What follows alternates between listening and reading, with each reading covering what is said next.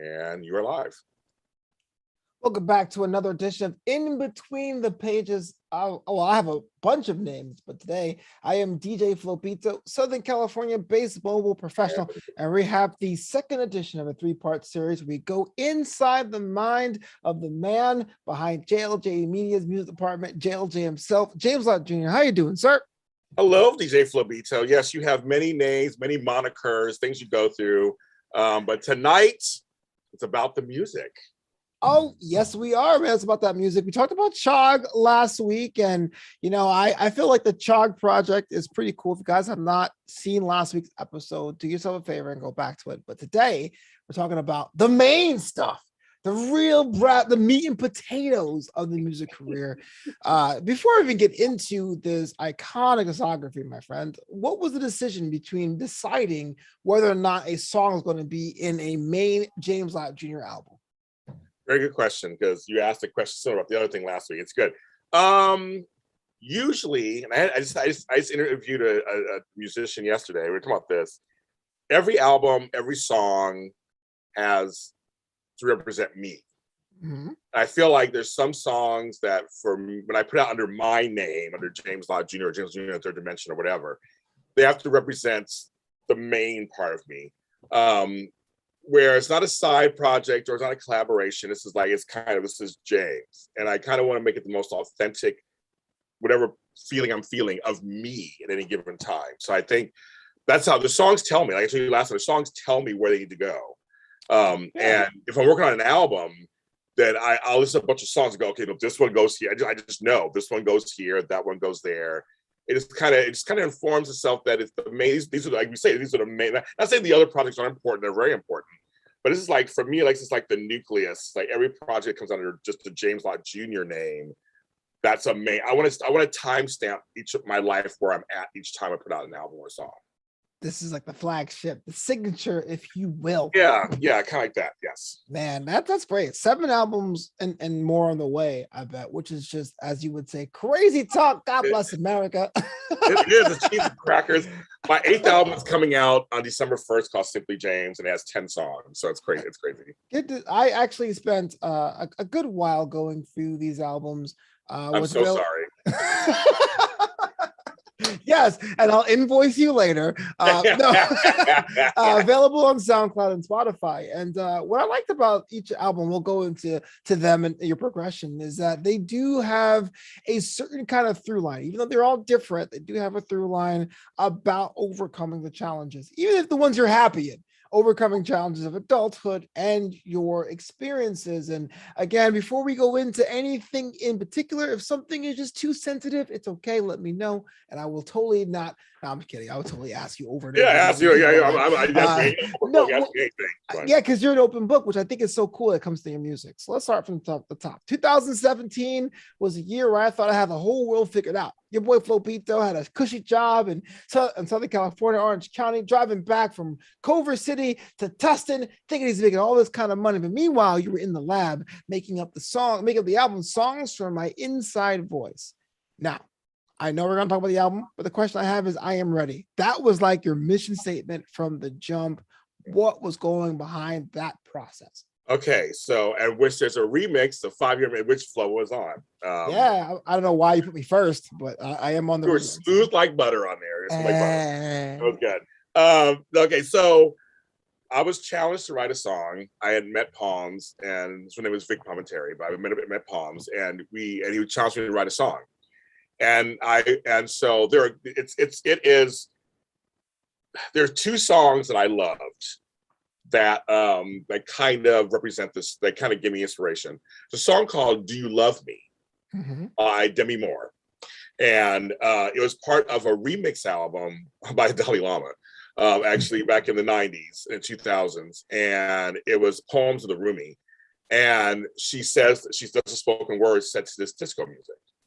It was more back then. They called EDM. It was more techno dance back then, but it had a kind of things. But I loved the message, and I loved the juxtaposition of this message within a dance song.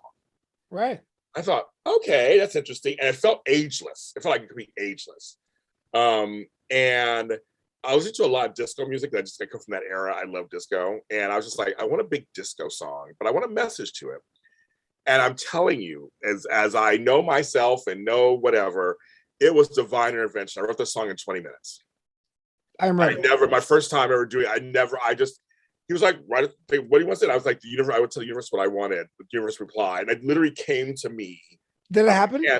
My hand was writing. Sorry, what? Did it really happen? Did you have a moment where the universe kind of laid it out for you in your mind's eye? Yes. I will show you the way. They said, I will show you the way. Yeah. These are things you'll need. And everything I wrote in that song is literally what I found about life. Yeah. I was 46 at the time when I wrote the song, 45, 46 at the time. So I'm like, I learned some lessons. And these lessons came to me in a song form. Now I had no idea anything else yet, but the song, it took me 20 minutes to write this song, and everything was my hand was writing. Yeah. Like literally, I'd never seen that before in my entire life. It was doing it for me. And then I read the lyrics, and he goes, "That's good." He's like, you're not a songwriter. I said, I'm a writer. I said, I'm a writer. I write poetry. I write books. And I hadn't released anything. Well, I hadn't released one book at that time, but I was just like, I said, I'm a writer by nature. As I write, I said, I've only written one song before, which was Crown Upside Down for Chog. That was years ago. But I said, I'm not a songwriter. I don't write songs. This is just something and he goes, James, we need to record this. Yeah. And then I recorded the vocal. No music. I had no music. So I had no idea what we were going to do. And he goes, this could be your song. This could be your anthem song. And I knew it. You know, it's funny. I know even more so. I know when some certain songs are going to connect. I just know it. Connect with you, connect with an audience. With an audience. I said, this is my entrance song to every conference I go to. Like, I just feel like this is my song. Yeah. It was so bizarre. It happened on my birthday. So my birthday at 11:50 p.m., my birthday was almost over. He sent me the final mix. Yeah. And I wept like a baby, like a big ass baby, because I loved it. It was like, you made it disco file. You did the disco thing, but it sounds kind of modern and it sounds inspirational. And that's my voice. That's my first time hearing my voice set to music like that. You loved it, or you? I loved it. I mean, I was crying tears of joy. I was crying. It's still kind of surreal to hear your voice though, with a backing track and then mix and master. Yeah. You kind of like, we're like, is that me? It is me, kind of thing. It's me, and it was like professional.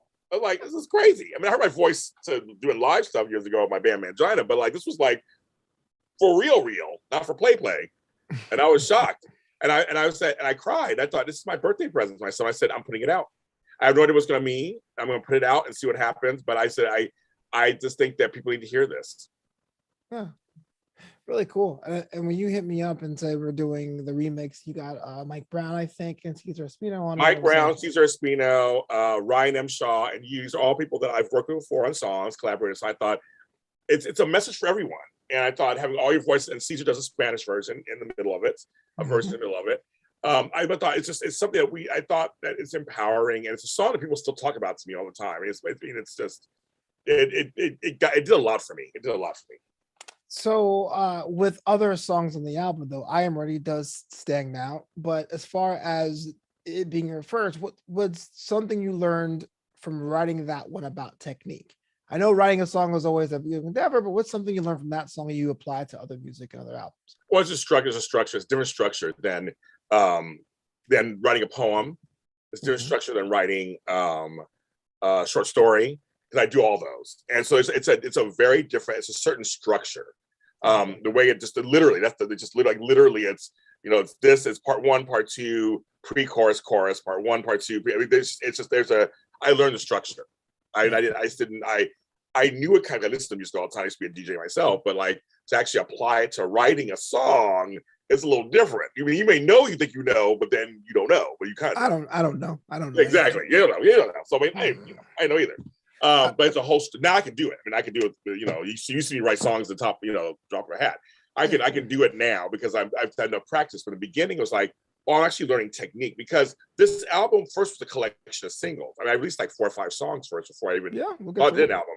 So it's like literally, I was just like learning how to write each song as it went along and getting more confident in actually setting up the song correctly. And I had people help me, thank God. But it's like, it was just kind of like, This is just the first 4 or 5 songs were just singles. I finished it, I put it out, put it out. And then we said, you should do an album, James. And that's when I started recording more. That's when I started kind of leaning towards an album. Let's talk about some of the songs on that album. We love I Am Ready, but there's a lot of gems on this one. For me, the one that stuck out for me personally, and there's other ones on that they're pretty dope, was Inglewood Is the Place. Because Inglewood, for me, being a New Yorker, is always something you hear about movies. Always like Inglewood, up to no good. But you also felt the need to make an anthem for Inglewood. Why was that? What was the process like for that one? I'm glad you asked about that, because that is something, if you listen to the song is a pop song. That's number one. I said I want to do a song for Inglewood, where I live, folks. You know that's where I live. I want to make sure it wasn't gangsta, it wasn't hip hop, it wasn't. Those are always the songs we get in Inglewood. And Inglewood is nothing wrong with those songs. I'm a big fan of Mac 10 and all that. I have no problem with all that stuff. Mac 10. Or and D Smoke and all them. I'm fine with them. But I wanted a song that reflects the newer Inglewood, so to speak. That Inglewood is changing. And the demographic is changing, and I want to change the whole thing of it. Inglewood up to no good, because it's actually up to some good, and it's a great location, and I have a beautiful house in the garden, and it's great over here. So I wanted to do a song. Literally, it was like, let's do a pop song about Inglewood. That was like my big deal. I'm still trying to get it to become an anthem. I'm still working on that 5 years later, to get it to be something here in Inglewood. I'm trying to work on that still, but it was like, I'm very proud. I thought I just wanted. That I mentioned the neighborhoods, Arbor Village, Century. I mentioned the streets, La Cienega. I mentioned the streets. I wanted to mention something that was about Inglewood, but literally, I wanted a song that wasn't ghetto gangsta about Inglewood. That's good to hear. I love the fact that you decided to expand the way when it comes to the Inglewood. When we were talking about this episode, you said you had a story about the song "My Soul Needed a Cigarette," and because it was kind of controversial. Cigarettes, man, they're bad for you, bro. Why would you ever do it? Think of the children, James. Think of the children. Screw the children. No, everybody start smoking young. Start smoking young, Newports. Thank you. Just kidding. Just kidding. No, and what's funny is the cover of the single is a cigarette with a no thing. I mean, the whole people were still, it got me a little bit of trouble. People were just like, what do you mean by that? So my sister, Sandra, who you know, had a dream. Her mother was going through Alzheimer's and dementia, and had a dream. And she said to me one day, I feel like my soul needed cigarettes. And I got home and I was thinking, there's something in there. It's a great title of a song, first of all. True. And actually, I started writing it as a country song. What? I thought my soul said, it's a country. I thought it would be a country song. And I was writing it with a country beat in mind. But then I went to sleep. And the next day I dreamt the song, kind of. And it was a whole different vibe. It was like a whole different vibe. And this, to me, it's a metaphor. When I used to smoke, I did used to smoke back in the 80s and 90s. I did smoke. That was for release. So smoking was for release. It's for relaxing. It gives you this false sense of you relax when you smoke. It helps you go to the bathroom better. All these things they tell you it does. So yeah, I used to take a dump and smoke. It was great. But the whole thing was that I felt like my soul is so wrapped up in whatever's going on, I need a release. And so it's like old school, I need cigarettes. Yeah. Okay. And that's kind of what it was. But people kept asking, what does that mean? And, the soul, and some Christians were taking it like, soul is very important. And I had explained myself. It's one of the few songs I ever had to explain myself. And I've written other songs that were whatever, but that one I had to tell people, like, it's not even what you think it is. It's just like, just listen to the lyrics about someone who's hurting, who's just like, they want release. And so it's just a metaphor for that. If your soul could smoke a cigarette, what brand would it be? It would be Marlboro Light 100s. Oh wow! Okay, yeah, that's kind of quick. That's the last thing I smoked before I quit. They're basically air at that point. You're basically smoking air. Yeah, smoking that air, bro. But yeah. So that song is Flo's reaction is funny. I know he reacts to me all the time. Trust me. Yeah, trust me. Yeah, trust me. He reacts to me all the time. But that is it's a song I'm very proud of, because again it was dedicated to Sandra and for her feelings. She loves the song. And it's just meant for her. So but it's one of the first times I had someone else influence a song. Yeah. My favorite song on the album, and you can agree or disagree, it's fine. I ain't mad at you. It's, I think, hands down the most underrated song is I'm Open to Love. And talk to me about that one, because it does seem a little bit different than I'm ready. I'm ready to come. I'm confident. I got everything. Everything is together. I'm moving forward. This one's like, I need a little massage on the inside. Help me out. Oh, okay. So it's a two-part thing. Two-part thing. Yeah. So that song and okay, so there's three parts. I'm Open to Love, Life is Beautiful, and I Just Want to Break Out. Those three songs were written at the same time. They're written at the same time period. And I also wrote a song called Destiny. That's a B-side song to I Just Want to Break Out. Yeah. So those four songs were written in the same session, just so you know. And those are four of my favorite songs of all time still to this day. So it warms my heart that you love. So my thing was, I was going through this, I had broken up with someone the year before. So I was feeling very lonely. Before I met anybody else, I was kind of feeling lonely. I was out there just kind of like floundering, trying to date.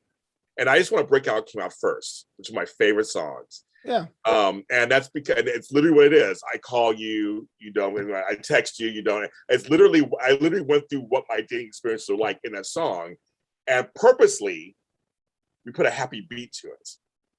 Right. It's my first angry song, yet it's not. It's bouncy and disco-y, and it's like we did it on purpose. That was on purpose. It's like Dua Lipa. Yeah, kind of like that. Exactly. Yeah. Kind of like, let's like turn on its head, where it's like, listen to the lyrics, it's pretty like, yeah, it's effed up, but it's like a fun, bouncy, I just want to break out. It's kind of fun. And I still play that song today, actually. I'm Open to Love is the other side of that. And so is Destiny. Those two songs are the other side of that. That I still am a romantic. I still believe in love on some level. And then I know it's stupid. And I still believe that one day maybe. And so that's kind of, and I'm Open to Love. I really love that song. They all four of those songs came to me easily. I wrote them all within 2 or 3 days. Like I said, it was one session. I wrote all four songs. I recorded them all at the same time too. So that's why I was like, those four songs are going on the album. Well, 3 went on the album for sure, and 1 on the backside. But I was like, Life is Beautiful. That one, they're going to go on this album forever. And Life is Beautiful is another one that's kind of like, I have to have gratitude. It's kind of like I Am Ready. I have some gratitude. I'm doing okay. But I wanted to show the gamut of my inside voice, basically, where sometimes I'm angry and sometimes I'm hopeful. And so, I'm Open to Love. It is very hopeful. It's like very springy and hopeful and bright. And I'm like, that's the first time I wrote a song like that before. I was influenced by I Wish You Heaven by Prince. Mm-hmm. I love that song. It was on his Love Sexy album. It's very bright, and it's very just like I Wish You Heaven. I love that. I mean, you don't own the rights, so I don't want to sing it. But it's very that album that's his bright album. The whole Love Sexy album is bright, but that was influenced. I was playing I Wish You Heaven a lot during that time period. Yeah. It seems to be a common trend throughout your work that there is a yearning to be loved and to be accepted and to flaws and all, if you want to be so. So I like the fact that happens on your first album, because that kind of to me starts the major like creative through point through your stuff, which is pretty cool. Yeah, I mean, I Just Want to Break Out the first angry song. As you notice, I have other angry songs on their albums too. Oh, you have a lot of angry songs. That's my first angry song. That's the beginning. But the other ones are romantic, and I don't do romantic songs that often, but those were very helpful. I'm glad it's your favorite. I love. I just want to break out. Let's talk about 2018. It rolls on. You got together with the North Inglewood Jazz Symphony Orchestra, so that's like a dream within a dream. Not only are you doing music, you're doing with it a full backing band, a symphony. If you will. Speaking with Strings was the name of the album, and there was a lot of things that I pulled from this one. What about you? Going into the second album, the whole world was your oyster. Do you do the same thing? You decide to go a different direction? First album was a nice success for me, a nice little minor success for me. I was very happy about it, but it felt like it was a collection of songs. It was a collection of songs I put together. It represents early James Lott Jr. starting this journey.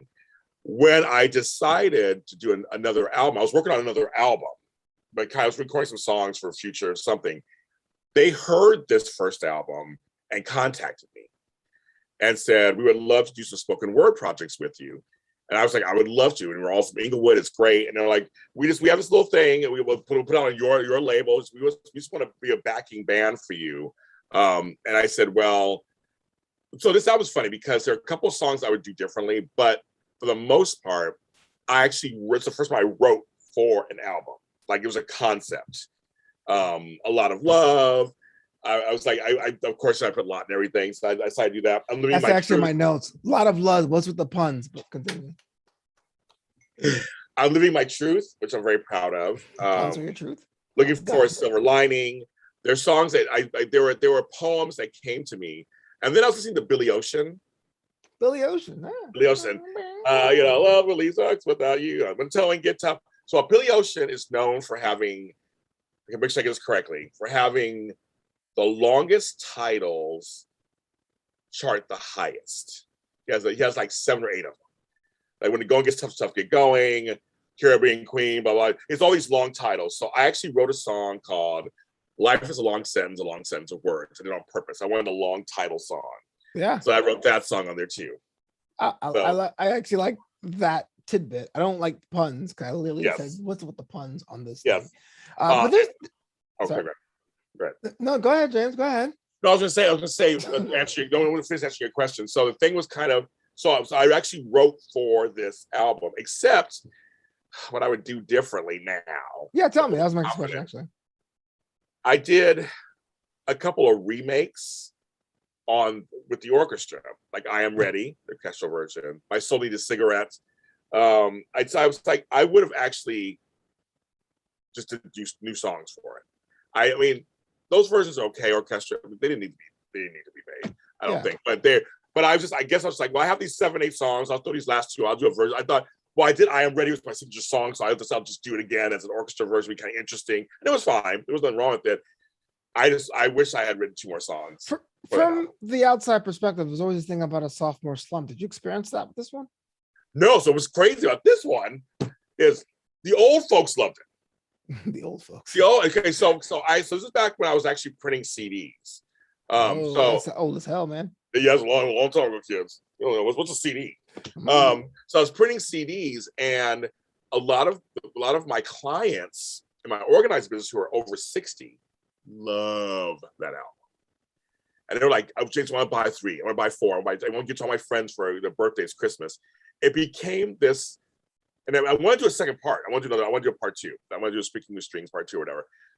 Will be a different title, but I want to do something like that. But if they were like, you could put it on at night, you could put it on at the holidays, like that out. So it was just a different audience. It was a different audience, and it turns out your boy here made history as the only second person ever to do spoken word or rap in front of an orchestra. Wait, the only person or the second person? So I think it was either only or second. I think one of the 2. Okay. Like one person did it once. I forgot who it was. And I think it was me. Oh wow, I think you making history is kind of par for the course. Like you do it all the time. It's like it's kind of passe when James Lott Jr. does it. I mean, whatever. Jimmy Kimmel, what? My own business. Spreading the French guy. It's all good. Yeah, you're right. Exactly. So that was. But that's my regret. My only regret for the album is I would have just wrote 2 new songs. Yeah. Moving on, your other album, the one that came after that, the songs inspired from the TV show Breaking Into, wasn't with an orchestra, but this one here was inspired by a show that you were hosting. So this is a whole different challenge. Now you have essentially a soundtrack, but it isn't a soundtrack with any kind of like dramatic inspirations. This is a nonfiction program. So what was your process in deciding this show needed a soundtrack, an introduction, kind of the other themes, and how'd you approach this one? I wanted to do something for my show. My show had been on for 3 years at the point, and I wanted to actually to produce my show. My show Breaking Into was at Black Hollywood Live at the AfterBuzz TV studios, and I had full reign on how to produce a show. And I thought, okay, 3 years in, I want to actually add some of my own music, because at that point, we couldn't play certain music anymore. Something was going on, whatever. So I was like, well, if I have my own music, I don't need to worry about that. It's mine. Yeah. And so I sat down and said, I'm actually going to write an album of songs that I can play on my show. And I decided also, I'm going to make it, it's going to be themed, studio themed. So like songs like 3, 2, 1, You're On, I'm the interviewer, Lights, Camera, Action. It was literally, that's my first, I want to write a musical. That's why I said, I want to write a musical. Oh, yeah. It was my first foray in actually writing something very specific. Just you or with Palms or any collaborators? That album was all me in terms of the lyrics. The music was me and Palms. Okay. But it was literally all the lyrics, everything, all this stuff was me. The concept was me. And that's why it's not out on Spotify, because it was for free. I gave it to free gave it for free to my fans who loyally watched my show. Oh, that means I'll wrap on it next month. Bam. That's right. Nah, I'm just kidding. Yes, but my song Questions and Answers was our first single. And off that album, I had a couple of backside songs. One was called North Hollywood, which did very well for me. And that did very, very, very well for me. But I didn't put it on the album. That's where Afterwards TV was, North Hollywood. But this album is interesting also because 3 of the songs got licensed for a web series. Oh, cool. That makes sense. Weird. It was really weird. It was like people call me son of the series and oh my god, the other 2 series. There were so on the Son of the series did 2 songs, and then somebody else did another song, another website did another song, and then I was on Carolina Sivas's Broken at Love, and so songs off of this album, which was just for a little like shits and giggles, like for my own self, actually got me a lot of attention. Again, it's like another weird. I know it was like, of course, James. And like another weird.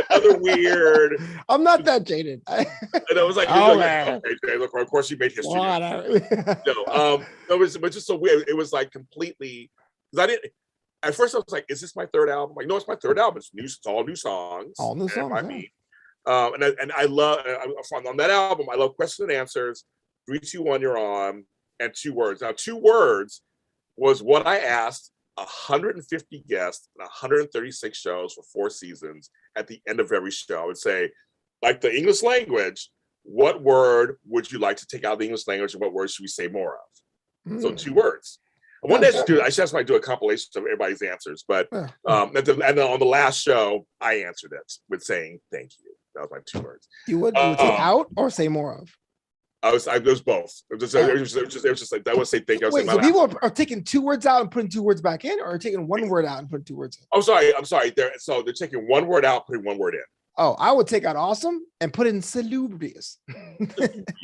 Salubrious. I like that. It just sounds majestic. Here's some notes I have for this one. I say Questions and Answers is actually pretty cool. I feel like you can play it in the trivia segment. Lights, camera, action seemed a bit dark to me. And dang, who was on the vocals for Sharing, Caring, and Talking?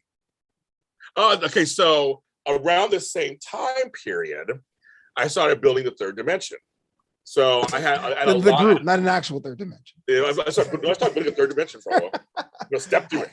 I'm just trying to clarify for the audience. Leave him up. Where Flo was sitting, his closet's 3rd. Just goes. Yeah, exactly. And I gotta walk through. It's a group called the 3rd. I've always wanted to have another group since my group manager back in the day. And I started, and some of my friends were like, "Well, I want to sing on it." And my girl Kiona Alley, who I work with later on other stuff too, and I was like, "Well, you want to sing on it? Sure." And then my girl Alethea was like, "I want to sing on it. So I want to sing on it. I want to come in the group, or whatever." So I started getting a group of people together, where we just said, "Let's just do work together. Let's, you're a big collaborator." I said, "Well, you guys can be my band, the 3rd Dimension." And so it's about 5 or 6 people. It's 4 guys, 2 girls, and she was the first. Alethea was the first to sing on that. To kind of come in not as a 3rd Dimension, but come in as a solo person who's collaborating with me. And that leads, of course, to the next album. Of course, we do. But that was like I was starting to do this whole thing. Like, oh, good, I can do solo stuff. I can do duo stuff. I can do group stuff. That's when I started to begin to form the 3rd Dimension sound. Like, it's like that's a little different than just James by himself. But I'm very proud of the Breaking Into album. That's the first album I did also that I also pressed it on vinyl.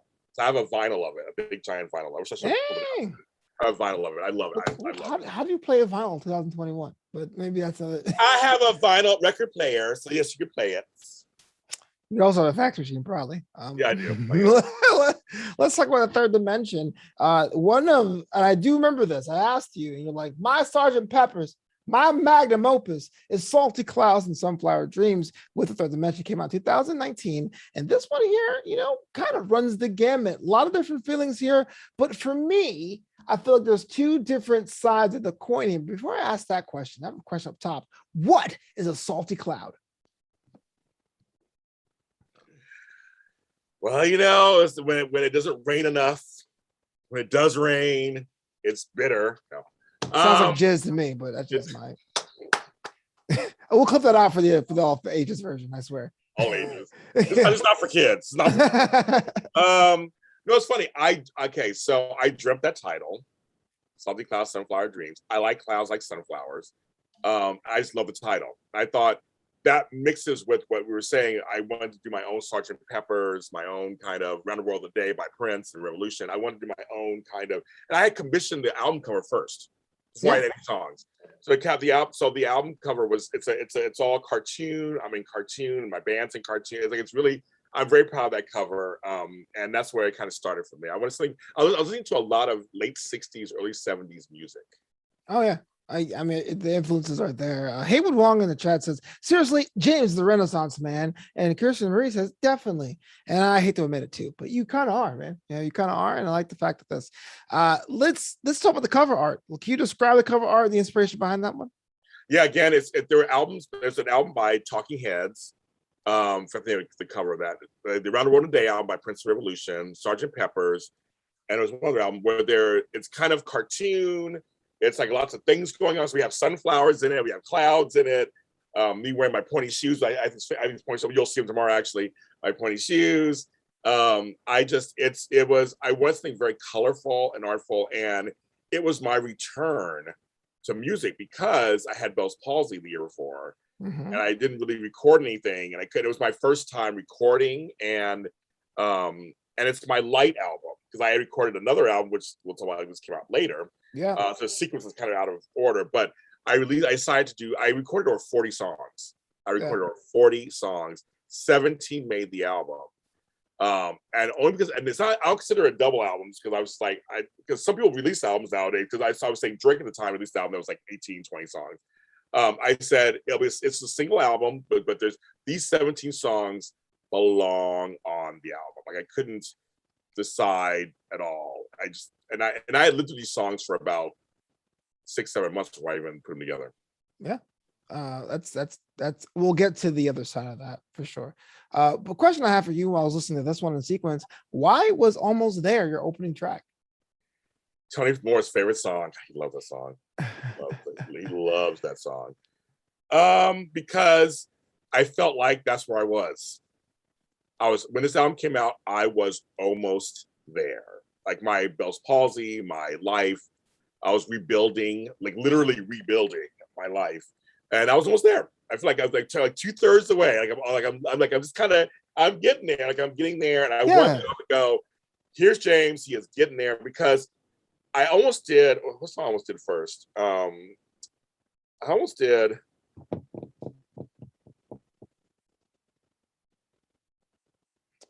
Trying to find my way home, I think was gonna be the first song, the first one. They hit it off.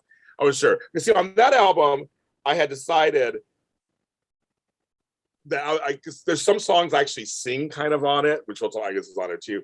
I felt do I want to come out with something I want to come out with the album to start with something just like bam. And that just, and then wait, that song made, picking the sequence, what I do is I cut out all the song titles, I print them up, and then I cut them out. And then I sit on a table and I arrange them. And I listen on the computer and go, okay, that song go here. I mean, it was a hard process. Yeah. I mean, it took me a long time to pick the sequence of these songs. The sequences on purpose. Oh, wow. I guess that has to be on purpose. You never think about the process actually people use or artists use to make that possible. It's a story I'm trying to tell, I think, and I wanted to go a certain way. And so with this is the first album of all my albums where I'm like, I'm focusing everything on making this a cohesive album. The songs have to mix and match and tell some kind of James is back. Here's where he's at. This is what's going on. Is that why you have a song literally called the Uplifting Song? Seems kind of presumptuous, sir. Yes. The Uplifting Song. I love that song. Well, that one started out as a poem. Okay. That started out as a poem that I was going to put in my first poetry book called James Lott Jr.'s Untitled First Poetry Book. Really? That was the title. Wow. I was trying to be a smart ass. And that book did really well for me. But it was going to go in there at first, but it didn't fit. And then I was like, what if I set some music to it? And I said, poems, what do you think? And then we picked a song, music to go with it, and it worked. Okay, so okay, I don't know what the uplifting songs like. I'll be the judge of that. If I'm not uplifted, I'm gonna complain to the manager. That's what I felt. I had a question I had for this album. What was the thought process of creating I Wanna Part 1 and 2, and why did 2 tracks separate those 2 songs? Yeah, it's funny. I mean, I always set on albums. like Confessions, my Usher. He had Confessions 1 and Confessions 2. I love that. First of all, I love that album. To me, that album's just brilliant album. It just happened I had these two songs that I had written around the same time. The lyrics were very similar. And actually, I had one producer work on I Wanna, part 1, and one producer work on I Wanna, part 2. And they came up with two different ideas. And I liked them both. Okay. So why were they separate the track by 2 tracks? That's how it fell. And I was like, these are two separate feelings. Because I Wanna is a very separate feeling than I Wanna part 2. They're very separate feelings. Yeah, one's slower, one's faster. So basically, like, I need a girl to ride.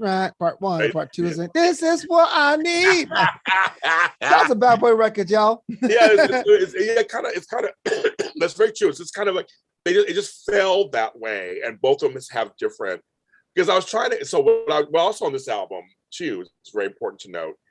I was very cognizant and aware that when it comes to spoken word or rap albums, every rapper, we don't want to do the same thing every time. We don't want to sound the same every single album. That's the challenge. Because when you're a singer, it wasn't just a challenge too, but with singing, you can do more with your voice and you can do different things. Where I was like, I don't want to have the same album 5 times. I mean, I want to make sure that I want to play with my voice on this because I was just recording songs. Like I had 40 songs. Some songs never been released, they're still not released. Some went on to Safety and Numbers. Like it depends. I mean, some went later. But I was playing. Now she got me doing it again and again. That's my first song I started singing. That one and Side by Side, the B-side song the other day, I started actually adding singing because I was like, I'm not gonna be a singer. I'm not gonna do any singing. I can sing, but I was like, I'm not gonna do any singing. But it led to a song that you like on a later album. It led to that. These are the first ones that kind of, why not, James? A song I'm proud of also. I wonder if we can work together. Mm-hmm. It's a whole different cadence. It's a whole different tempo. I was trying to do different things with my voice. The Boy Is Back was my favorite songs. My girl Lethea again sings the hell in the background voice. Everybody's so good on that song. It's a slow song. I started adding ballads to my repertoire. It's like, let's slow it down a little bit. I like ballads. I like doing ballads and stuff. And then I have my influence of being. I was raised as from hippies, son of a hippie, brother man, sister girl. Those were all very much. I was listening to a lot of Crosby, Stills, Nash and Young. I was listening to a lot of Carly Simon, listening to Carole King. I was listening to a lot of those, Sly and the Family Stone. I was listening to all of that. And that kind of made me go, these titles and songs kind of came to me. The Revolution in Me, Revolution Will Be, is my homage to Gil Scott-Heron, which is my icon hero, and why I'm doing this, why I do this. Because he had the Revolution not be televised. So Revolution Will Be was kind of like my soft update of that song. Right, yeah. And that's why. But I'm very. This is one of my favorite albums. I play this album still to this day. It really showcases a lot of my stuff. Yeah, it's like your black album or white album, depending on the artist. Yeah, right. I have a question, and this is for the song Jimbo, which it makes an appearance here because this is a very personal song. Because personally, you're not a big fan of being called Jimbo. But I wondered, listening to it, and there's no wrong answer here, but just as a fan, like for a song that's so personal to you, or I guess the concept of being called Jimbo's personal to you, you had someone else sing your hook. And I wonder why you decided that would be the case there, to have a female vocal to back up your thesis here. It's experimenting.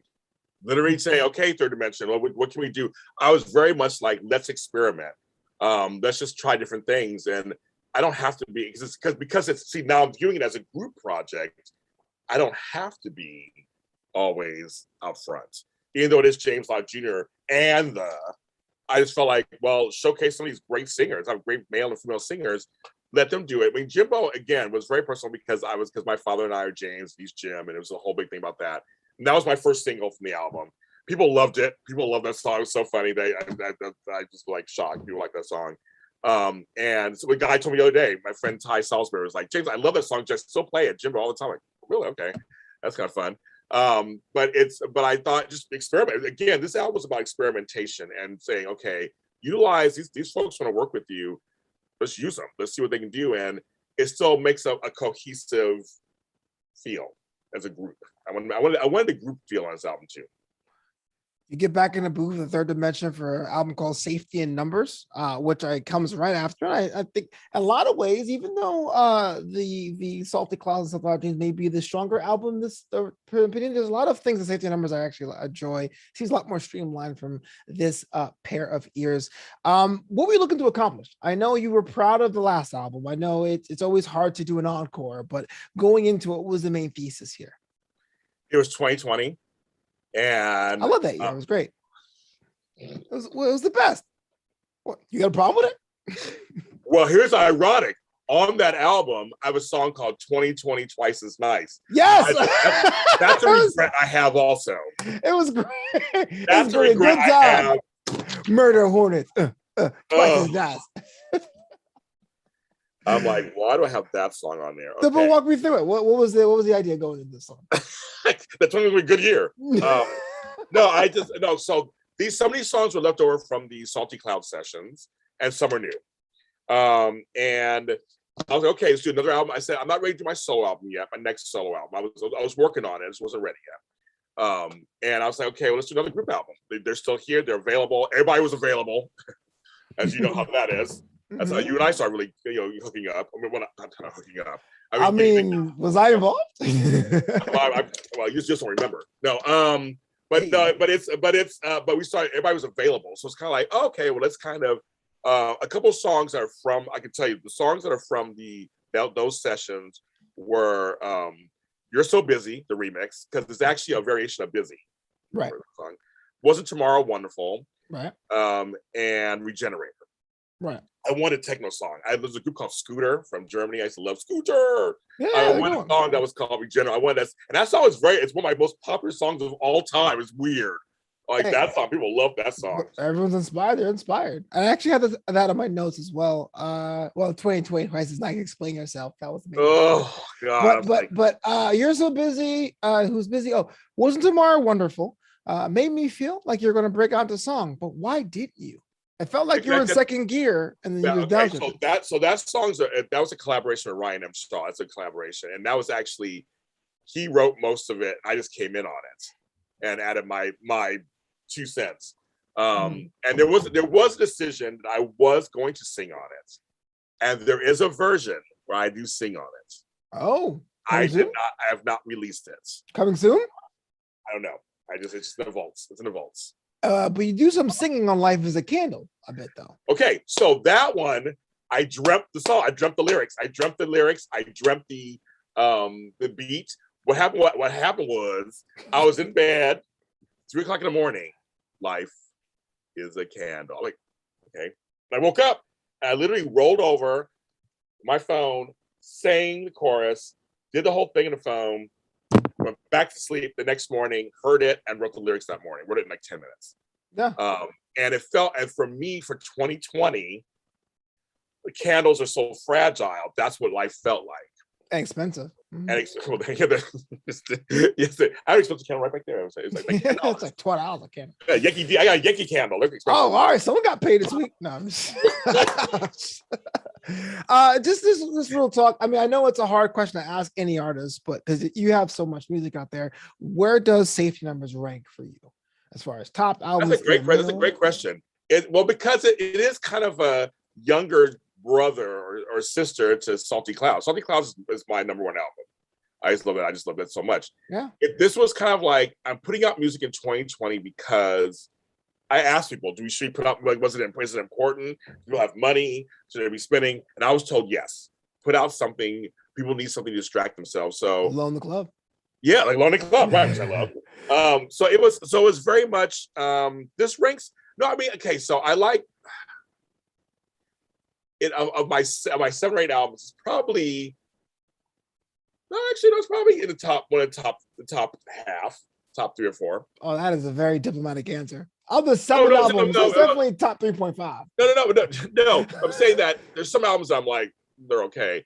But I'm saying this one, actually, I'm thinking, I love Life's a Candle. I love Sometimes. I love Nothing. I love I'm Not the One. And I actually love the song I did with Caesar, Help Me, Carry Me, Lift Me. And that was done, we had our own sessions going on.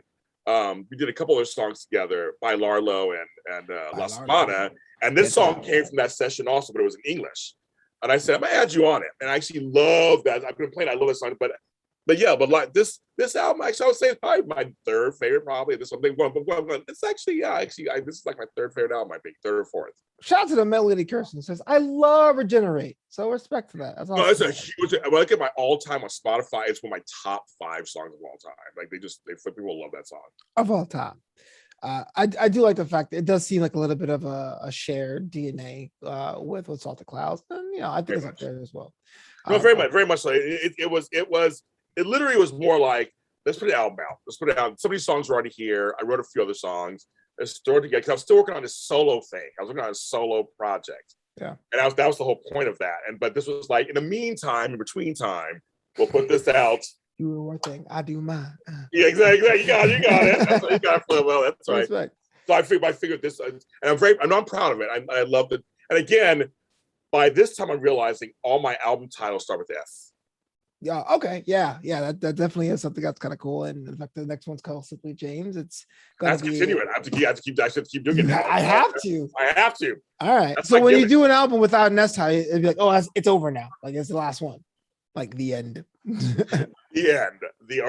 It's the no. It's not even an S thing. I can't even do an S thing on that. Slither in the album. So let's talk about Songs from a Dark Place. As somebody who's known you for, I guess, approaching 3 years now, I was well aware of your battle with Bell's palsy. But sitting and listening to this one was different because I really felt as if I was in the room, and it was difficult at times to listen to you struggle.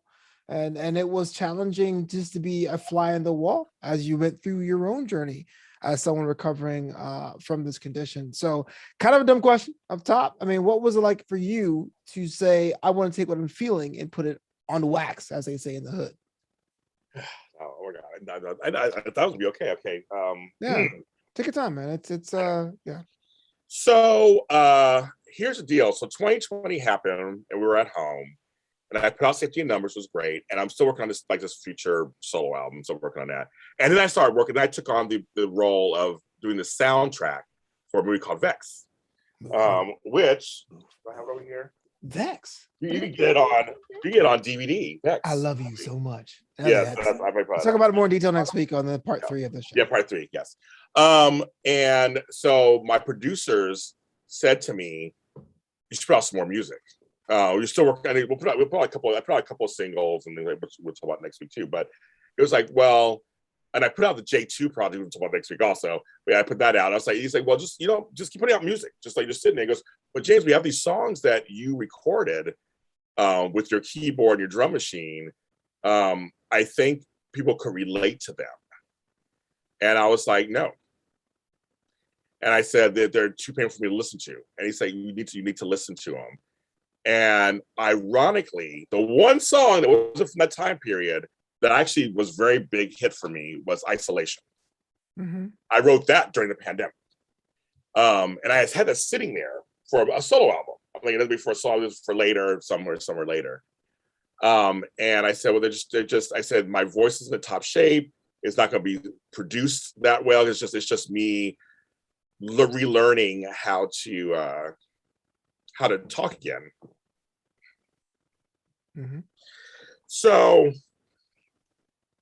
I just want to tell people, with Bell's palsy is weird because I had a severe case. There's different kinds of cases of it, and I had a severe case. And so it went very deep in the beginning. Then I had a little bit of reprieve, a little bit, and then it came back with full vengeance. And so for over a year, I was out. And I couldn't talk, and I couldn't sing. I couldn't do shows because it affected my brain. I got a brain fog because it's your your cranial nerve behind your ear, they call the 7th nerve, collapses. And so it affects, basically you have a stroke in your brain, in your face. And I couldn't do much of anything, and I couldn't function. And so I thought my life was over. So these songs came to me when I was in Pittsburgh, recuperating, feeling sorry for myself, and they were very dark. And I'm known for being Mr. Positivity, but I really did at one point want to kill myself. Mm-hmm. I thought, what is James not going to do when he can't use the voice or his brain the way he always has. Right. So I wrote these songs straight from my feelings. Mm-hmm. And I literally have my Casio keyboard that I brought with me to Pittsburgh. And I just wrote from my heart. I said, I'm not going to censor myself. I feel this way. And it's funny that one of my most popular songs from that album is Face. That's with Chog, actually. Yeah. But, you know, Bell's palsy ringing in my ear, because my ear always hurt. And literally my ear was always hurting. I couldn't have loud sounds. I had to watch TV with the sound down. Paralyzed, clearly. That's what that means. Mm-hmm. I was in chronic pain. I couldn't smile. And, you know, James Lott Jr. is a smiley, laughy person. And I couldn't smile. I remember one day I was thinking, I can't smile. Like, that's what I'm known for, my smile all the time. And I couldn't, like, I literally can't smile. Yeah. Yeah. And like taking back control, all these songs were literally how I felt. And a song I don't think I can continue. I was in a very dark place when I wrote that song. And so the producers were like, James, people are feeling that way right now about COVID. They're feeling that way about all kinds of stuff. Yeah. You probably should put it out. You're always my friend Sebastian. I have to give him points. He's the one who told me to document my Bell's palsy journey, which I did a little bit over that year. And he encouraged me to put this album out also. He said, you know, James, you're always so helpful to everybody and people look up to you. So maybe this could be something you can also give back to people who are going through the same thing. So I listened to the songs and I cry. Like right now, I cried through every song, because took me right back to where I was going from. I was asked to join a couple of Bell's palsy groups, talk about my experiences, and I did. And just from them saying, well, James, you're an inspiration because you just, you worked it out and you're learning how to live, how to live with the problem. And I said, okay, let's put the album out. And I said, we'll call Songs from a Dark Place. Like literally it's Songs from a Dark Place. And I said, I don't want to be on the cover. I don't want to be on the cover. I just want to put it out. I was embarrassed to put it out. Mm-hmm. I was scared to put it out, but I was like, I have to do it because I have to get better. Yeah. So I have to do it. It's like I have to. It's like I was all of a sudden I was propelled and I had to do it and put it out there. So, did it help? Did it help the recovery process? It did. People responded to it so well that people were writing to me, sending messages and DMs and stuff that was just so nice, and tell me their Bell's palsy stories and tell me, oh my God, James, the songs are pretty good, James. For really so minimalistic, they appreciated that. So I don't play the album myself. I don't play it myself. It's still a little painful, but I am glad I put it out. I'm very proud of myself for doing that and walking through that as an example that you have to walk through your issues, walk through your problems, and you can't come on the other side. And there's some good songs on there. And Isolation's a really great song. There's some good songs on there. So I am proud of it. Yeah.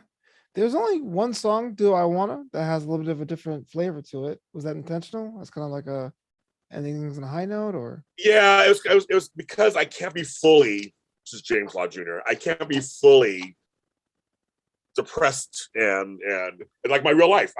I make it depressed sometimes, but I'm always like, I can't be super depressed because I'm still, whatever. That's why that song, I don't mean this I wanna shit. I don't know what that's all about, but that's the thing that just sticks in my songs, I guess. But no, that's me. I may get low and stuff, but I will never be out. And I guess that's what that song is. Well, I just want to say, brother, I mean, when I met you, you've already recovered, but actually hearing that in the course of things just puts a whole nother layer of respect, brother. I mean, I think a lot of people would have given up, would have found a way to end it, and you didn't, and that's. Thank you. I want to give credit to Miami McKinley. She brought me back to life. I want to make sure I give credit to her, my girl, my therapist, my girl. She helped save me. Yeah. So I was able to tell her that on my Breaking Into show. She didn't know that. I told her. Fantastic. And Kirsten Marie and Haywood are rooting for you too, man. They're rooting for you as always. You got me to cry finally on one of your shows. I'm a big crier anyway, but he got me It cry. makes you feel better. It's technically your show. So I just showed up, bro. Yeah, I know. It's like, it's your show, my show, your show, my show. It still eludes me, bro. Well, I mean, not to make this a total downer, but I do think there is a bit of in the abyss we find the light. And so in 2021, salvation is possible when dancing away to heaven. The black and white cookie. One side, it's religious, maybe a gospel album, maybe modern Christian, and then the other side, it's 80s throwback. What up, bro? And I guess together they're all James Lott Jr. What was the process behind that? Having seemingly two different sides that may be incongruent mashed together in an album that has a very through concept of hope and love and all that. Yeah, no, after songs from a dark place, I was like, okay, James, let's pull together. We're doing. I started doing better in life. I started doing better in my career. I started doing better in life. Yes, yes. Okay, so there was 3 album concepts kind of happening. So one is becoming Simply James. It's a much slower down album, lots of ballads, very, very rock, very pop, not as damn. What up, ladies? Simply James. Not as bouncy. There's a bouncy song on it, but not as bouncy. At the end is a bouncy song. So there was songs that were leaning towards that way. Then I had songs that were Christian because my sister Xandra listens to 100.3 or 100. Or whatever. It's a Christian station that plays Christian pop music. And K-Love. And I was in the car with her. I'm like, that song's who's that? That's For Love and Country. Oh, who's that? That's so. That's Jordan Felix. Like I was hearing these songs, Tony Mac, and I was like, well, when it comes to Christian music, yes, I grew up with Stryper and Amy Grant. And a few and Jimmy DC Swagger. Yeah. The music. Actually, my mother did watch the club with Jim Baker and Tammy Faye. She did watch that every day. Hey. Back in the day. But no, it was like, so I was getting this, so I was starting to think, and I have a degree, I mean, I have a doctorate in divinity, and I am a Christian on some level. So I do believe in the word of God. So I was like, I was writing stuff. It was just, I'd never written Christian songs before. I was just writing them, but I was writing them I wanted them to be dancey. And I asked my sister, can you do that? She's like, well, yeah, I could dance. And that's where actually the title of the album came from. Salvation is possible while dancing your way to heaven. It's literally like, it's just like God wants you to be upset and sad all the time. You could actually just like, it would be who you are. And I was like, okay, so I had a string of songs like that. But then at this other stream, very 80s, which is my time period, which I was just like, and see, I had done one 80s style song, which was Miss Pac-Man is My Best Friend. That was done as a B-side to my earlier songs. True. And the 80s mix version was very popular. The B-side. And I was like, oh, okay, people love that song. It's a funny title, all that stuff. So I started writing these songs, like Where's My Walkman? And actually I wrote a song called Back to the 80s. For someone else. I was commissioned to write for someone else. Yeah. They decided, I wrote 2 songs for them. They decided not to use that one. They decided to use another song I did called Let's Get the Beat Back or something. They used that song instead. So I said, I'll take Back to the 80s for myself. And I said, I kind of like that one myself. Right, Kanye, damn. Exactly. I think I like myself. And, so I had 3 tracks going. I had 3 separate tracks going at the same time, not knowing where it all was going to end. And so what you see, literally, I was talking to my Aunt Faith, ironically a pastor, her name is Faith, and I said, girls, what should I do? She's like, well, if your albums are timestamps of you, where you're at, you are a little bit Christian, a little bit dance. Put them together. And I was like, oh. So this was a trip, again, cutting out the album titles, the song titles, and going, how am I going to do this? Yeah. Like, how am I going to make it? How am I going to do Christians in the 80s? I heard. Yeah, but I'm saying, but it's just like how's it going to? I mean, like, at first, like, will I alienate half my audience? Right. I have a lot of Christian fans because of the Hardys and the Wayne Calls Hard, all that stuff. So I know they'll like it. But I'm like, well, what if the other fans are like, I don't want to listen to this Christian shit? Sure. But I thought the songs, so I tested the waters and put out He Shows Up Right on Time. I did a video, put it out. Everyone loved it. Like, they're just like, this song is the bomb. They're like so happy. I'm like, that's interesting. Okay, so maybe I can figure out a way to work this out. And Then it was funny because I had a song about Darth Vader. I'm a big Darth fan. I do the Darth Vader's Your Father show and all this Right. stuff. Charted in Australia and everything. Yes. So I had written a Darth Vader song, dance song, "I Am Your Father." And that's Which should be funny in that context. Like, is Darth Vader a symbol for Jesus? Oh no, you actually mean Darth Vader. I had to take me a second. Yeah, it's actually Darth. That's like the title is Darth. Yeah. I Am Your Father. They're thinking it'll think something else. Right. But and then of course my opinion is the only opinion was something that I had written separately as a single. Then I wrote a song with Flobo. I had a song with Flobo in mind because we were doing a couple songs together. We did Music Is My Life for another project. And then I played I'm not an artist. That wasn't me. That was a clone. So yeah. Right. So we decided I said I'll do the Simply James will be the softer project. And I said the other two, so I'm just gonna put them together. Yeah.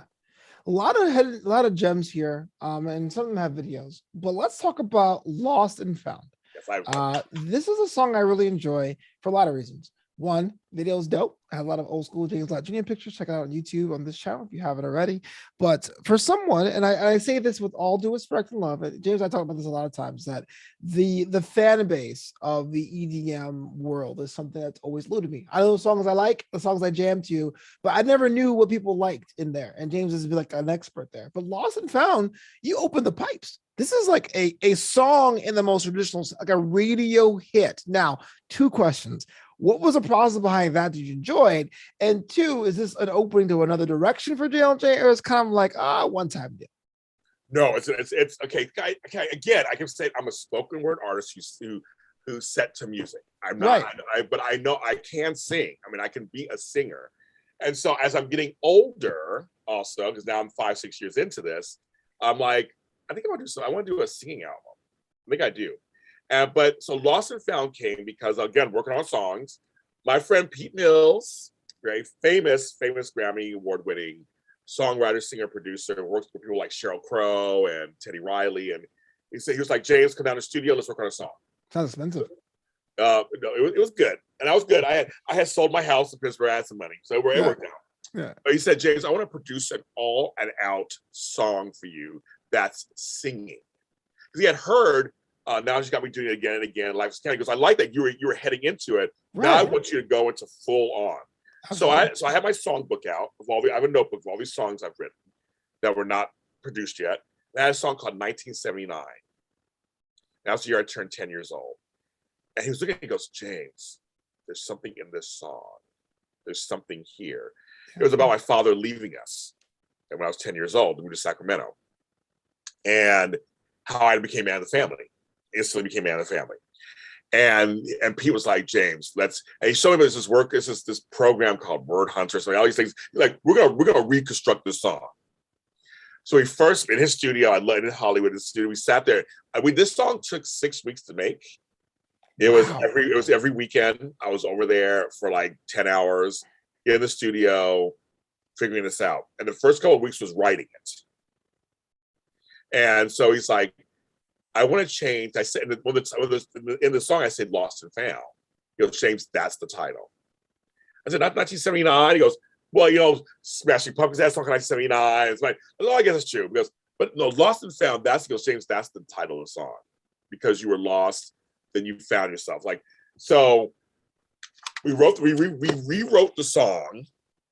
And then he said, okay, James, I want you to sing it in a higher key. Yeah. Than you normally sing. What? And I trust him. I trust Pete Mills completely implicitly. I trust him. He knows what he's talking about. He's gonna go, I've never sang in a higher key than my baritone, Too bad. He's like, you're gonna do it. You're paying me to tell you what to do. And I said, okay, well, I trust you. And so the booth is right here. He's over here on the side. And because he was so into the song, I think that helped. That he was so behind. He's like, James, I feel we were sitting talking about his own dad and him, and our really we just connect. We became really close. We were already good friends anyway. We became really close. I love Pete Mills, and check out his music too. It's called The Sweet Kill, great stuff. But he was just like, James, you can do it. And the first time I tried to do it, it was so hard. He was just like, James, just give it all you got. This is your father fucking left you. Like he's leaving you behind. Just get in there and just like, get that voice. I don't want you to do deep voice. now you are gone. It's like, oh, okay, a little higher.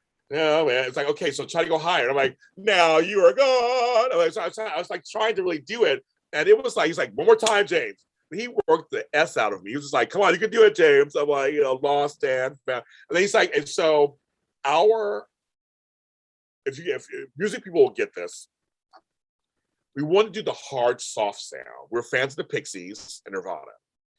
And Smells Like Teen Spirit is reminiscent of the Pixies' work, where it's hard, then soft, hard, then soft, hard, then soft. And he said, he goes, that's what I want to do. Lost, then found. Lost, then found. Like, kind of like, and he did backup vocals. It's me and him. He did all the, when we went soft, like almost like a dreamlike towards the end, and then come back in, lost and found. I'm lost and found. And it's like, so, but he was like, James, I need you to go up another register. So we kept practicing. I mean, it was a lot. I mean, there was some tears. There were some cuss words. It was like we were trying to get up there and do it. He's like, James, when this is done, you're gonna be really amazed. And when I heard the song, I was like, this is my best song I've ever done in my entire life. And is there a thing for more, or did the process become too exhausting? You're like, man, forget that. No, I don't know yet. I mean, this all. But again, this album came out earlier this year. I mean, I just literally released it 3 or 4 months ago. I don't know. I mean, the next, I've been focusing so much on the next album, the soft album, get that out, and then I'm doing this Bristol Road thing. I'm focusing on a couple other things. I think next year I'll revisit kind of that and try to do a collection of songs. I got a couple notes here for that album. And Salvation is Possible and Dancing Way to Heaven's available on Spotify and SoundCloud. And the song, I played the songs for you, which features this guy.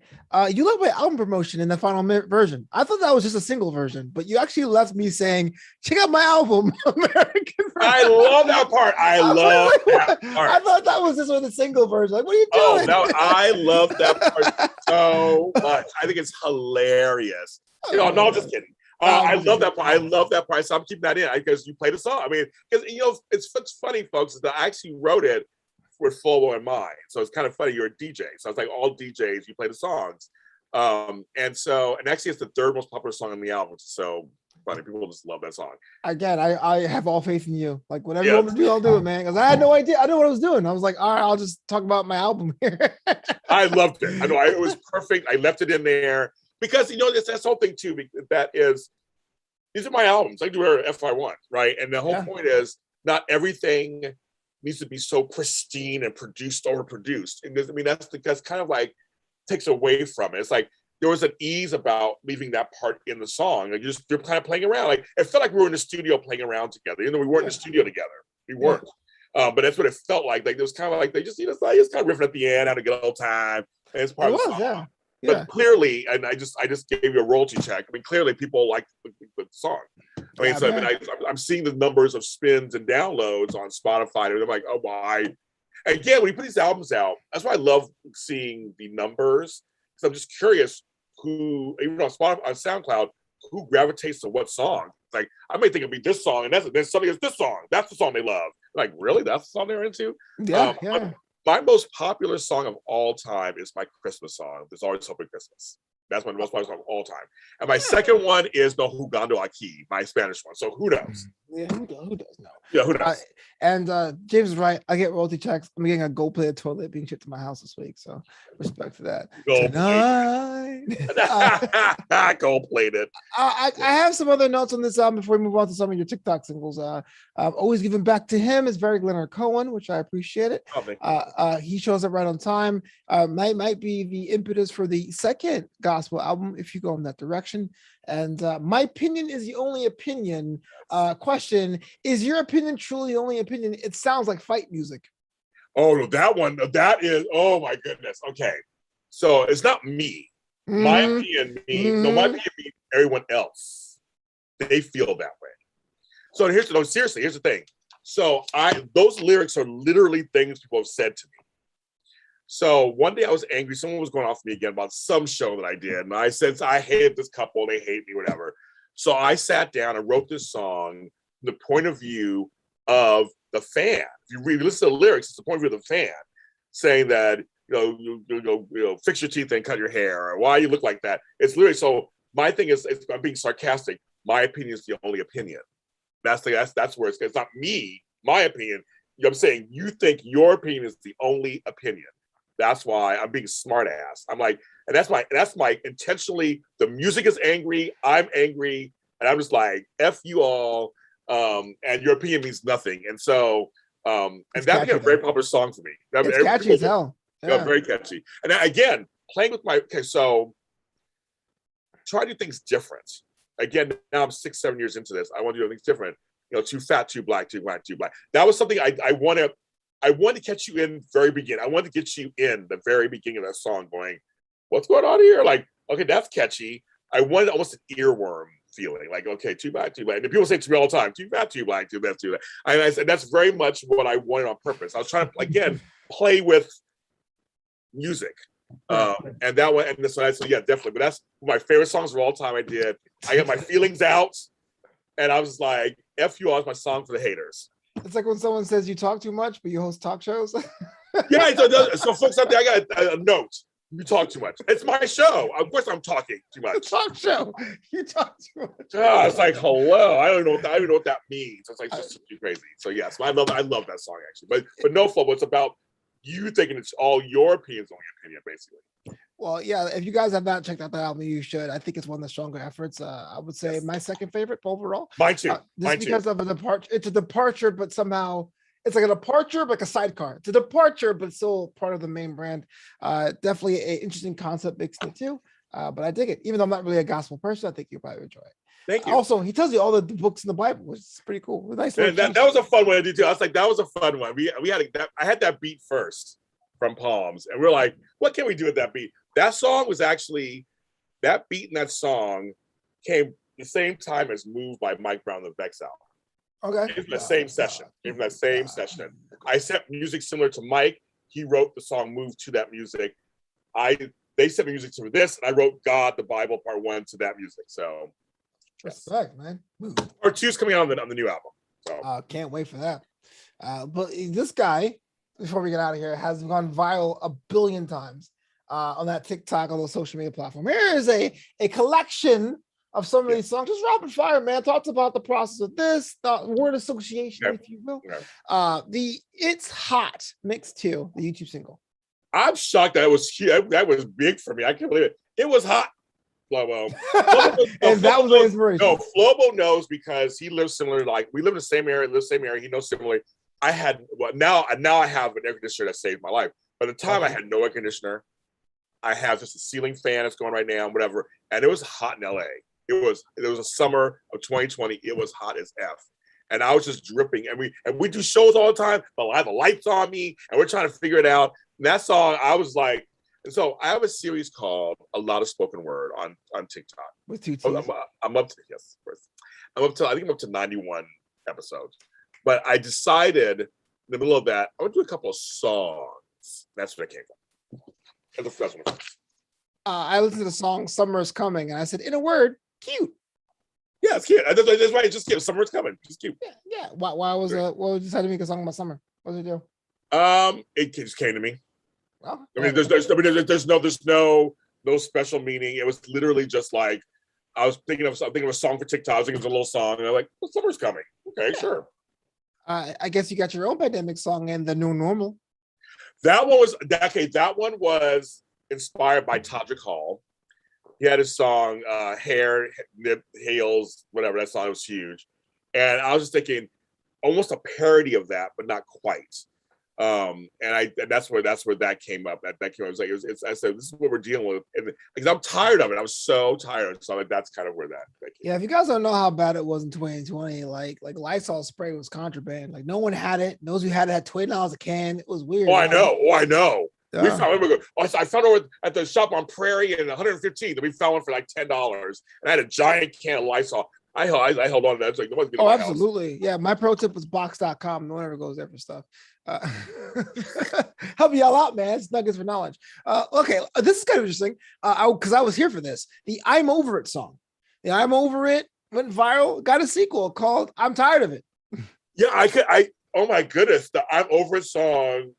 It just, I woke up one day and I'm like 1,000 views on you. Like I couldn't on YouTube. like on not TikTok, on YouTube. Like to me, TikTok, I'm like, that's some weird those people are. But YouTube is more real life to me in some ways. And I literally woke up to 1,000 views or something. Like that was like I told Flobo, I'm like, this is 1,000 views. Like it was great. I'm like, people tell me they said I captured a mood. They literally told me you've captured a feeling about this whole situation, politics, everything. I'm over it. And I'm so shocked and I'm tired of it. People say, you know what, did very well for me also. Again, apparently I captured a feeling and a mood. But the I'm Over It song did much better than but that one, I was shocked. I just like, it's done how well. I'm like, I do a weekly number of my top shows every week. And it was number 2. I'm like, it's number 2 of all my shows. Like I beat my soap shows. Like it was like, it was, I'm very very, very, very happy. No part 3 then? Or is that it? I don't know yet. Again, those were just like in the. I know, like I'm still salty and tired of it. So I'm sure. Yeah, I'm sure. You're wrong, man. I'm sure one will come. Let's talk about you being tired of things. Why do you make everything so difficult? That was another one that I looked on SoundCloud and all of a sudden I was like, what? It did this many hundreds of views, like hundreds of down. Like I was shocked. There's another one. Another one of my angry songs. I'm just frustrated. I'm a poor tourist. I just wants order and beauty. And I order and beauty or both. And it was just like, why do you make everything so difficult? This was directed to several people, several entities. Not me, things. Right? Not you, Flobo. You are the best. Mm-hmm. I would never direct any of my songs to you, Flobo. Never. I don't like this. I don't like this question. This question's bad. I resent my question. Never. But that's what's so funny is that song was another one that went viral for me. I didn't. Again, you put out a song. He and I've had this talk so many times. You put out something, you do. I have not put out anything that's gone viral ever. So props to you, bro. Salty. Oh yeah, no clouds needed. Yes. But that song, I like the song a lot. These are again, and also here's another test. So. Myself, I want to give a shout out to Katie Louise.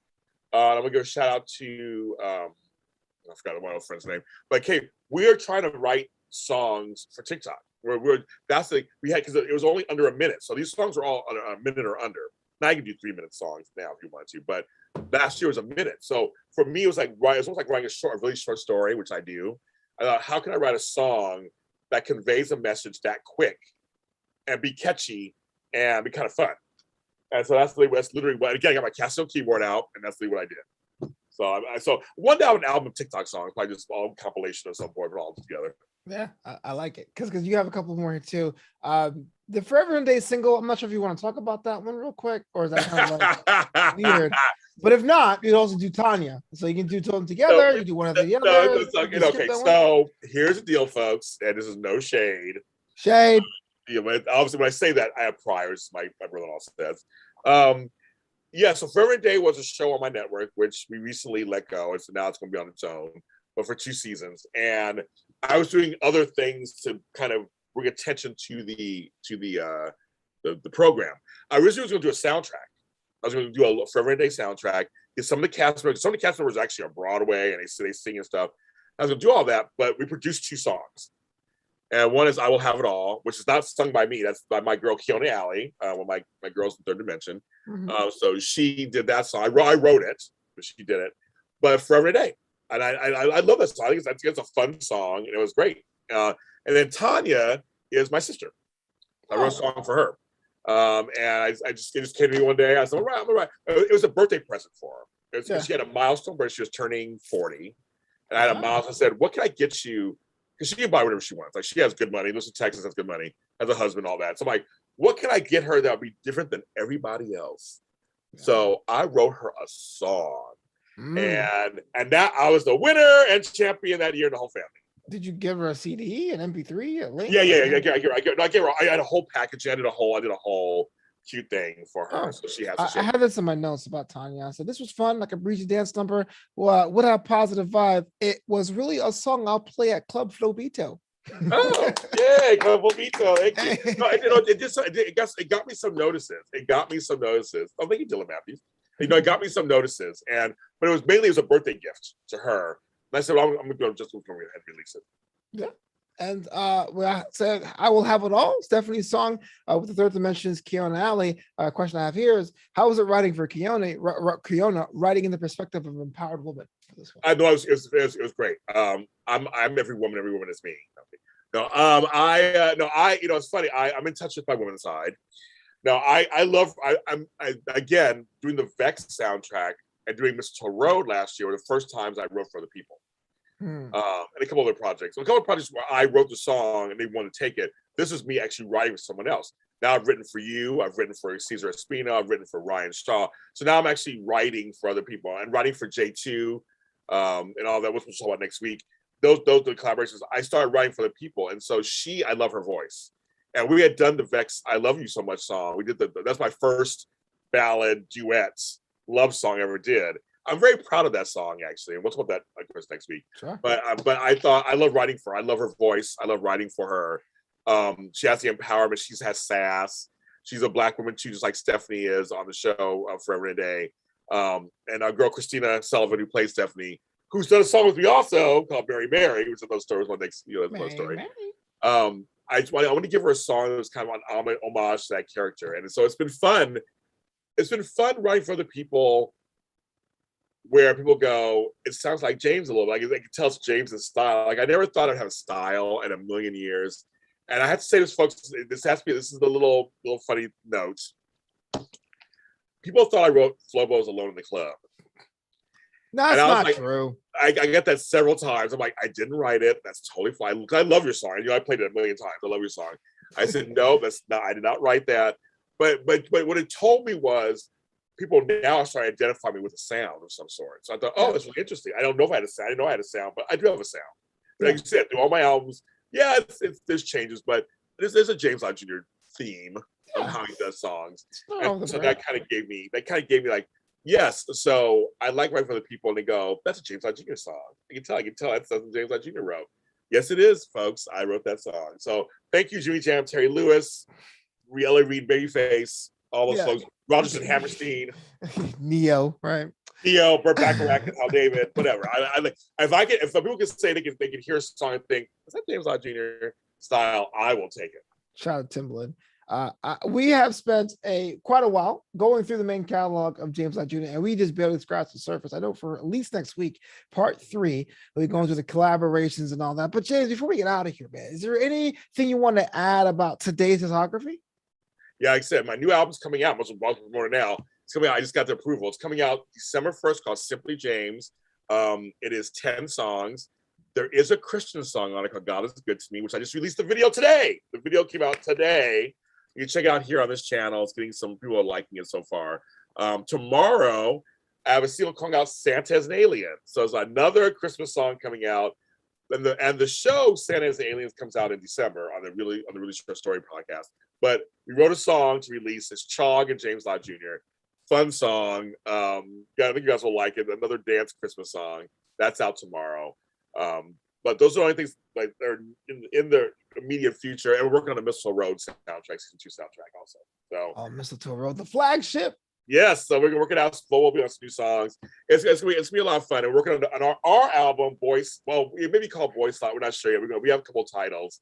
But we have some songs, and so that's coming out soon. And then Cesar Espino has an album coming out of songs, Spanish songs for my label too. So we're working. So JLJ Media is now a music label as a music division. Yeah, and I'm very proud. I never thought in 800,000 years that I would have that. And so I have a book division, I have a music division, I have podcasts, I have audio dramas. I never thought I'd have. I always joke, I have an empire. Literally, I think I have an empire. Yeah, and it's as big as Rome. But like I said, and many times I said it before, and I'll say it again, you, sir, an inspiration. One of perseverance, and hopefully people hear this today and they go, dang, I want to start my own record label. You know what I'm saying? So I will thank you so much for having me on this one. In between the pages, this time with DJ Flobito. Got to put myself over now. Yo, if you want to book your homeboy in the Southern California area, flobito.com, click that contact button, and I'll respond to you in 6 hours or less, because that speedy service is how I get booked, y'all. I'll be back next week talking about the collaborations hands of JLJ Media and many people, myself included. So you want to hear me be completely embarrassed that I was in the booth because I can't rhyme worth ish. You'll figure it out. Yeah, James, where can people find you? Well, you know where, Flobo. Where can they find you, Flobo? Nope, can't find you. I don't know. I don't really sell them. Nope, no, really sell them. Tell them. So you can follow me. Sold out. I am kind of busy these days. So we're just going to say, for his sake, we're just going to say, you can find me at James Lott Jr. everywhere.